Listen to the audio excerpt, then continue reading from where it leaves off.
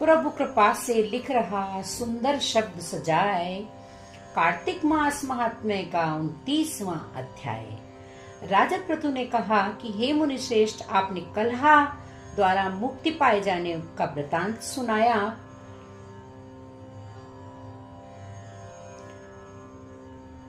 जिसे मैंने ध्यान पूर्वक सुना है। हे नारद जी, यह काम उन 2 नदियों के प्रभाव से हुआ था। कृपया यह मुझे बताने की कृपा कीजिए। नारद जी बोले, हे राजन, कृष्णा नदी साक्षात भगवान श्री कृष्ण महाराज का शरीर और वेणी नदी भगवान शंकर का शरीर है। इन दोनों नदियों के संगम का महात्म्य श्री ब्रह्मा जी भी वर्णन करने में समर्थ नहीं है। फिर भी चूंकि आपने पूछा है, इसलिए आपको उनकी उत्पत्ति का वृतांत सुनाता हूँ। ध्यान पूर्वक सुनिए। 4 मनवंतर के आरंभ में ब्रह्मा जी ने शय पर्वत के शिखर पर यज्ञ करने का निश्चय किया। यह भगवान विष्णु, भगवान शंकर तथा समस्त देवताओं सहित यज्ञ की सामग्री लेकर उस पर्वत के शिखर पर गए। महर्षि भृगु आदि ऋषियों ने ब्रह्म मुहूर्त में उन्हें दीक्षा देने का कार्य विचार किया। तत्पश्चात भगवान विष्णु ने ब्रह्मा जी की भार्या त्वरा को बुलाया।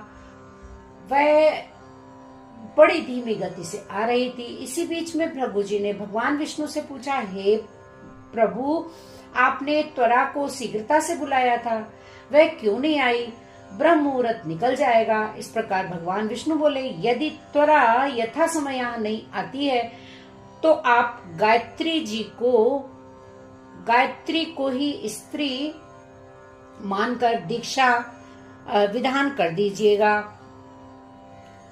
क्या गायत्री पुण्य कर्म में ब्रह्मा जी की स्त्री नहीं हो सकती? नारद जी ने कहा कि हे राजन, भगवान विष्णु की इस बात का समर्थन भगवान शंकर जी ने किया। यह बात सुनकर भृगु जी ने गायत्री को ही ब्रह्मा जी के दाईं ओर बिठाकर दीक्षा विधान आरंभ कर दिया। इस समय ऋषि मंडल गायत्री को दीक्षा देने लगा। उसी समय त्वरा भी यज्ञ मंडल में आ पहुंची। ब्रह्मा जी के दाईं ओर गायत्री को बैठा देखकर ईर्ष्या से कुपित होकर त्वरा बोली, जहाँ अपूज्यों की पूजा और पूज्यों की इच्छा होती है, वहाँ पर दुभिक्ष, मृत्यु तथा भय तीनों अवश्य हुआ करते हैं। ये गायत्री ब्रह्मा जी की दाईं ओर मेरे स्थान पर विराजमान हुई है, इसलिए ये अदृश्य बहने वाली नदी होगी। आप सभी देवताओं ने बिना विचारे इसे मेरे स्थान पर बिठाया है, इसलिए आप सभी जड़ रूप नदियां होंगे। नारद जी राजा पृथु से बोले, हे राजन, इस प्रकार त्वरा के शाप को सुनकर गायत्री क्रोध से आग बबूला होकर अपने होठ चबाने लगी। देवताओं के मना करने पर भी उसने उठकर त्वरा को शाप दे दिया। गायत्री बोली, त्वरा, जिस प्रकार ब्रह्मा जी तुम्हारे पति हैं, उसी प्रकार मेरे भी पति हैं। तुमने व्यर्थ ही शाप दे दिया है, इसलिए तुम भी नदी हो जाओ। तब देवताओं में खलबली मच गई।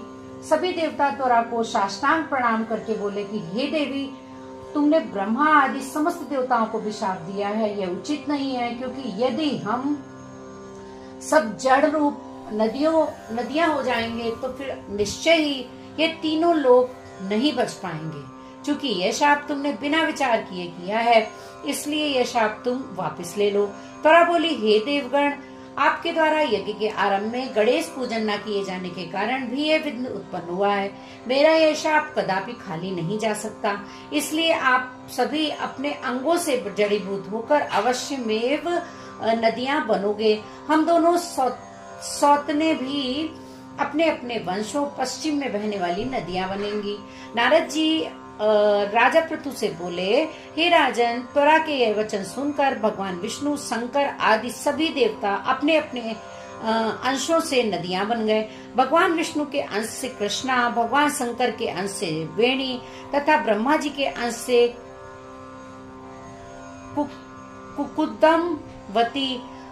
कुकुदमवती नामक नदियां उत्पन्न हो गई। समस्त देवताओं ने अपने अंशों को जड़ बनाकर वही सह पर्वत पर फेंक दिया। फिर उन लोगों के अंश पृथक पृथक नदियों के रूप में बहने लगे। देवताओं के अंशों से सहस्त्रों की संख्या में पश्चिम की ओर बहने वाली नदियां उत्पन्न हो गईं। गायत्री और त्वरा दोनों पश्चिम की ओर बहने वाली नदियां होकर एक साथ बहने लगी। उन दोनों का नाम सावित्री पड़ा। ब्रह्मा जी ने यह यज्ञ भगवान विष्णु तथा भगवान शंकर की स्थापना की। दोनों देवता महाबल तथा अतिबल के नाम से प्रसिद्ध हुए। हे राजन, कृष्णा और वेणी नदी की उत्पत्ति का यह वर्णन जो मनुष्य सुनेगा या सुनाएगा, उसे नदियों के दर्शन और स्नान का फल मिलेगा। बोलो विष्णु भगवान की जय। कार्तिक मास की करती भव से पार 30वां अध्याय लिखूं, हुई हरि कृपा अपार। भगवान श्री कृष्ण सत्यभामा से बोले, हे प्रिय, नारद जी के वचन सुनकर महाराजा पृथु बहुत आश्चर्यचकित हुए। अंत में जिन्होंने नारद जी का पूजन करके उनको विदा किया। भगवान श्री कृष्ण सत्यभामा से बोले, हे प्रिय, नारद जी के वचन सुनकर महाराजा पृथु बहुत आश्चर्यचकित हुए और अंत में नारद जी का पूजन करके उन्होंने उनको विदा किया। इसी प्रकार माघ, कार्तिक और एकादशी, ये 3 व्रत मुझे अत्यधिक प्रिय हैं। वनस्पतियों में तुलसी, महीनों में कार्तिक, तिथियों में एकादशी और क्षेत्रों में प्रयाग मुझे बहुत प्रिय है। जो मनुष्य इंद्रियों पर विजय प्राप्त कर इनका सेवन करता है, वह मुझे यज्ञ करने वाले मनुष्य से भी अधिक प्रिय है। जो मनुष्य विधि पूर्वक इनकी सेवा करता है, मेरी कृपा से उन्हें समस्त पापों से छुटकारा मिल जाता है। भगवान श्री कृष्ण के वचन सुनकर सत्यभामा ने कहा कि हे प्रभु, आपने बहुत ही अद्भुत बात कही है। दूसरे के लिए पुण्य के फल से कलह की मुक्ति हो गई। यह प्रभावशाली कार्तिक मास आपको अधिक प्रिय है, जिससे पतिद्रोह का पाप केवल स्नान के पुण्य से ही नष्ट हो जाएगा।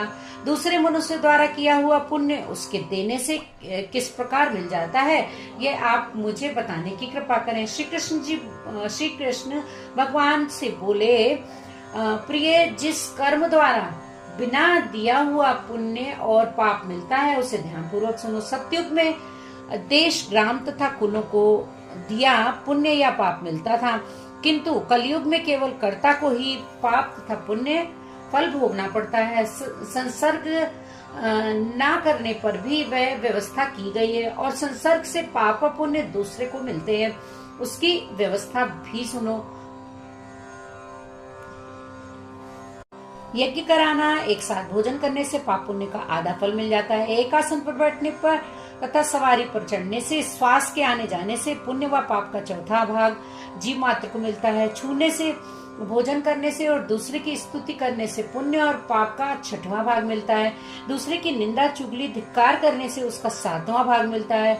पुण्य करने वाले मनुष्यों की जो कोई सेवा करता है, वह सेवा का भाग ले लेता है और अपना पुण्य उसे दे देता है। नौकर और शिष्य के अतिरिक्त जो मनुष्य दूसरे से सेवा करवाकर उसे पैसे नहीं देता, वह सेवक उसके पुण्य का भागी होता है।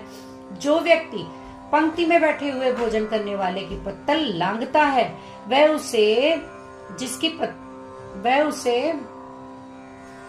अपने पुण्य का 6वां भाग दे देता है। स्नान व ध्यान आदि करते हुए मनुष्य से जो व्यक्ति बातचीत करता है या उसे छूता है, वह अपने पुण्य का 6वां भाग दे देता है। जो मनुष्य धर्म के कार्य के लिए दूसरों के धन मांगता है, वह पुण्य का भागी होता है। ठीक उसी प्रकार जिस प्रकार की दान करने वाले पुण्य का भागी होता है। जो मनुष्य धर्म का उपदेश करता है और उसके बाद सुनने वाले से याचना करता है, वह अपने पुण्य का 8वां भाग उसे दे देता है। जो मनुष्य दूसरों का धन चुराकर उससे धर्म करता है, वह चोरी का फल भोगता है और शीघ्र ही निर्धन हो जाता है। जिसका धन चुराता है, वह पुण्य का भागी होता है। बिना ऋण उतारे जो मनुष्य मृत्यु को प्राप्त होता है, उसको ऋण देने वाले सज्जन पुरुष पुण्य के भागी होते हैं। शिक्षा देने वाला, सलाह देने वाला, सामग्री को जुटाने वाला और प्रेरणा देने वाला, यह पाप और पुण्य के 6ठे भाग को प्राप्त करते हैं। राजा प्रजा के पाप पुण्य के षष्ठांग का भागी होता है। गुरु शिष्यों का, पति पत्नी का, पिता पुत्र का, स्त्री पति के लिए पुण्य का 6ठा भाग पाती है। पति से प्रसन्न करने वाली आज्ञाकारी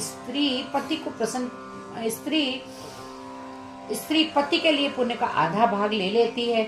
जो पुण्यात्मा पराये लोगों को दान करते हैं वे उनके पुण्य का छठा भाग प्राप्त करते हैं।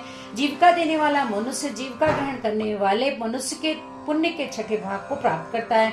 इस प्रकार दूसरों के लिए पुण्य अथवा पाप बिना दिए भी दूसरों को मिल जाते हैं। किंतु यह नियम जो मैंने बतलाए हैं ये कलयुग में लागू नहीं होते। कलयुग में जो एकमात्र कर्ता को ही अपने पाप या पुण्य को भोगने पड़ते हैं। इस संबंध में एक बड़ा पुराना इतिहास है जो कि पवित्र है और शुद्ध बुद्धि प्रदान करने वाला कहा जाता है। उसे ध्यान पूर्वक सुनो। यह कथा 21वें अध्याय में होगी। बोलो विष्णु भगवान की जय।